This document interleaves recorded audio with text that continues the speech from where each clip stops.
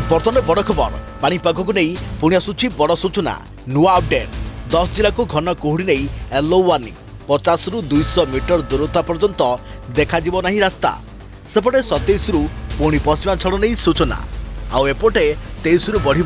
राज्य में शीत पुणी हाड़भंगा शीत थरिब सारा ओडिशा वृद्ध और शिशु सावधान घर बाहर मना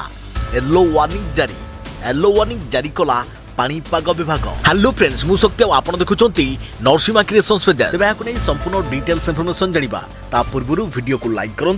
जदि पार्टी आपंकर सांग साथी मान भिडटी को सेयार करनी जदि फ्रेंड्स आपने आम चैनल में नुआ ही वीडियो देखुं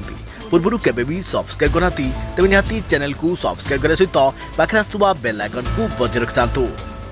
तेज 10 जिला को घन कुहुड़ी नहीं येलो वार्निंग जारी केन्दुझर ढेंकानाल अनुगोल कटक नयगढ़ कंधमाल बलांगीर कलाहांडी रायगड़ा और कोरापुट जिलार केतेक स्थान में घन कुहुड़ी नहीं येलो वार्निंग जारी कर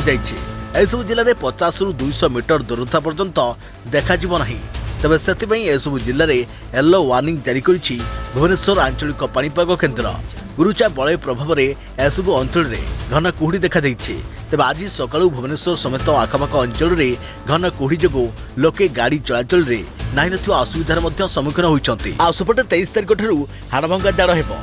जनवरी 23 रु 27 तारिख पर्यंत पश्चिमा पवन धीरे धीरे उत्तर पूर्व दिग मुहां हेब वर्षा और तुषारपात जो थंडार प्रकोप बढ़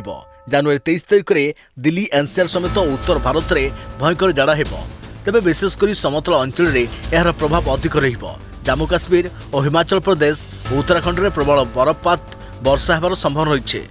तेबे आईएमडी मुताबक राजधानी दिल्ली में शनिवार सर्वाधिक तापमात्रा 23 डिग्री और सर्वनिम्न तापमात्रा 10 डिग्री सेल्सियस रेकर्ड कर एपटे पश्चिम झड़ प्रभाव में राज्यर विभिन्न जिले में प्रबल वर्षा हो पारे सतर्क सूचना जारी करिछि पाणीपाग विभाग। तेबे राज्य में पुणी 27 तारिख पर बदल जीवा पाग राज्य में प्रबल वर्षा नहीं सतर्क सूचना जारी करिछि पाणीपाग विभाग पुणी राज्य में फेरिबो शीत एथला बर्तमान बड़ खबर पाणीपाग को नहीं आगको नुआ अपडेट पई आम चैनल सहित जोड़ी रहंतु तो फ्रेंड्स पुणी देखाबो आउ एक नुआ वीडियो रे से पर्यंत मो रहिली जय जगन्नाथ।